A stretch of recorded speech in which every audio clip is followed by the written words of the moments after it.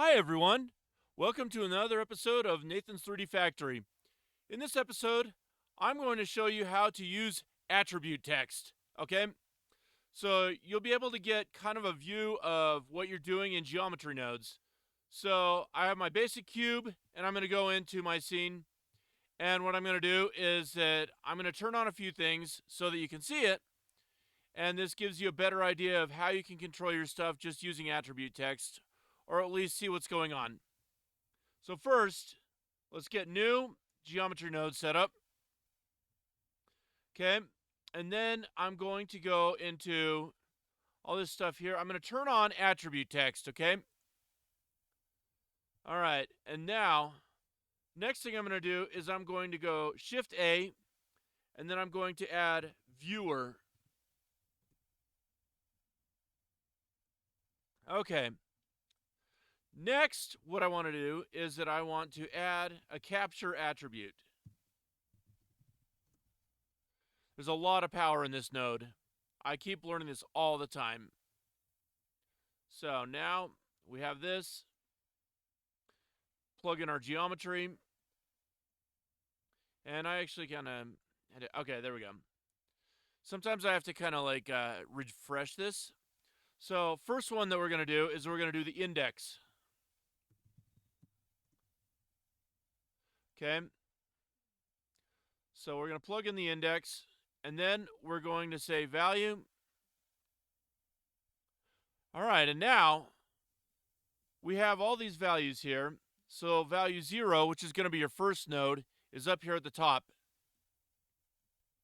Then you have 1. And the next one that shows up is up here. 2, 3, 4, 5, 6, 7. Okay. So you can also change this from point to edge. And now you have your edge indices. Okay. And there's our first edge. We can also change it to face. Now on face, the number 0 actually comes up as totally black. Everything else is different. All right. Anyway, face corner. That one I don't quite understand so well, but that's also there. Spline. There's no splines in this. So you get the idea. There's no instances. Layer doesn't have that either. So, but there's an example of doing the indices, right? So now, next thing that I want to show you then is that we can also do the same thing for our position.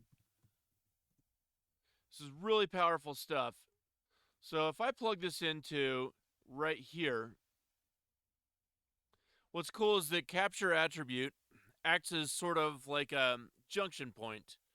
Now I can replace that value. And now I get all these values here. Well, so with all these right here, you have like these positions 0, 0, 0. And these probably don't make quite as much sense. But let's say if we were to separate that position with its coordinates, separate x, y, z, then we have the x coordinates here. And you can see kind of a Cruella de Vil type cube here, right? So everything that's negative in the x goes negative in the black, right? And everything in the positive goes white. So then we can do the same for the y values. And then same thing there. And then z value. So points, they'll do that as well. So with edges, I believe all this does is this just takes averages, right? So, but this gives you some ideas of what is available for capturing attributes and putting them into the viewer, right? So then if you want to say, well, I don't want to do that now. I want to go back to this. Easy enough. Capture the attribute. You got it, you know? So it's a pretty cool way of doing things here. So I wanted to show you the attribute text. I do have to say that showing a cube, easy enough, right? But if we were to do something else, right? Let's see. I didn't want to delete that object. So let's see.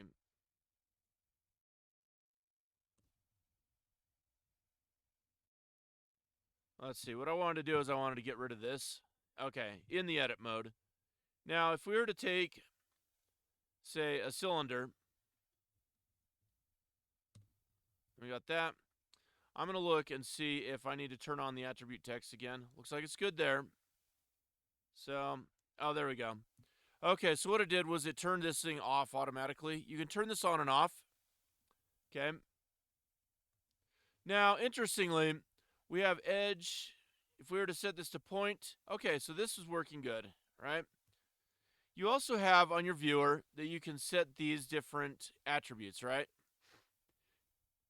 So those are some really good things to have for all this stuff here. Okay, so now I'm going to send it to face. Pretty sweet stuff, isn't it? But this is the kind of stuff where you have so much power just finding all these attributes and being able to view them. So that is my tutorial for today, and I hope that you'll be able to use this for making your creations, because viewing these, you'll be able to use these for, making like attributes for instancing and things like that, right? So thank you so much for watching this episode of Nathan's 3D Factory. I hope that you're inspired by this and that you use this as well. And thank you so much for watching Nathan's 3D Factory. Have a great day, guys.